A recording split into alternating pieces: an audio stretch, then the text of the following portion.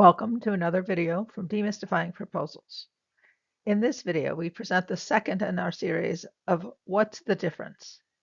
Today's video, we talk about statement of work versus performance work statement. So a little advertising for why a professional proposal manager can make a big difference in how you do your proposals. Professional proposal managers ensure compliant proposals. They'll provide an outline that maps to sections L and M for easy government scoring. They'll ensure the final submission meets all the requirements from the RFP, that is, it's compliant. They'll also drive compelling proposals, working with capture resources to understand win themes, discriminators, proof points, etc., and then working with the authors to ensure your proposed solution comes through, and working with the authors to ensure that those win themes are easy to find and easy to score. The professional proposal manager will also drive the proposal schedule, trying to get authors to develop content in a timely fashion, and then scheduling and organizing the color team reviews so that you get effective responses from the reviewers and the authors know how to recover that information.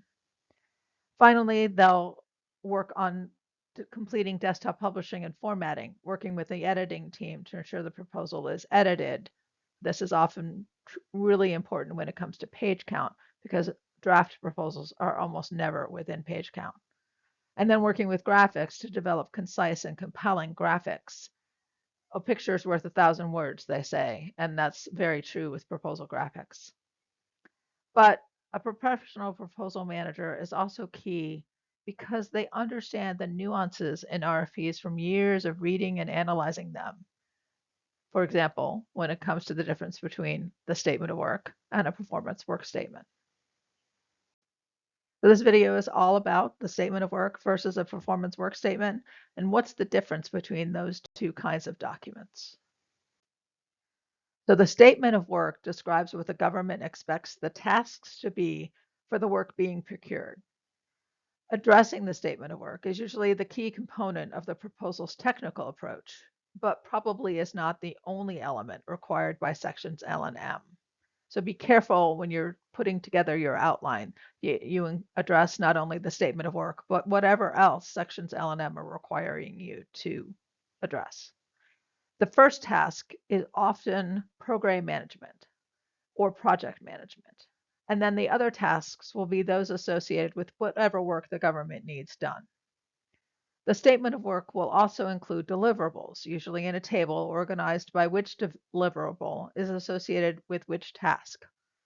The deliverables table will also include some expectations for performance, such as how often a deliverable needs to be submitted, in what format, and to whom. So an example of a deliverable might be the monthly status report that is usually part of task 1. So in the deliverables table, it's associated with task 1, program management. It's usually submitted monthly, obviously, from the name. And it's usually submitted to the core and the contracting officer. So that would be an example of how the statement of work includes the deliverables table. Your proposal should address the tasks in the statement of work in as minute detail as the page count will allow. And if at all possible, also address the deliverables in your technical approach. So a performance work statement, by contrast, can be quite different than a statement of work because these are used for performance-based acquisitions. This first bullet is a quote from the National Contract Management Association to try and explain the difference between a performance work statement and a statement of work. The FAR reference 2.101 says performance work statement means a statement of work for performance-based acquisitions that describes the required results in clear, specific, and objective terms with measurable outcomes. And the rest of the quote from the National Contract Management Association says, in other words, a PWS says what the seller must do, but does not say how to do the work. So that's the big difference between a performance work statement and a statement of work, is that the statement of work will tell you how they want the work done, and a performance work statement will just tell you what they want the results to be, what they want the outcomes to be, and how you're going to be evaluated, how you're going to be how performance will be measured, but doesn't tell you the step-by-step how to get to those results or to get to those outcomes. So I included here some examples from an actual performance work statement. These are all related to document approval. So you can kind of get a sense of how a performance work statement would be different than a statement of work might be. And what you really need to focus on is that your technical approach needs to include the how, right? How are you going to do the work? But you need to focus on getting to the results and getting to the outcomes and making sure that your performance is going to be measurable in the way that you've been asked to measure it. We hope you enjoyed this quick video from Demystifying Proposals.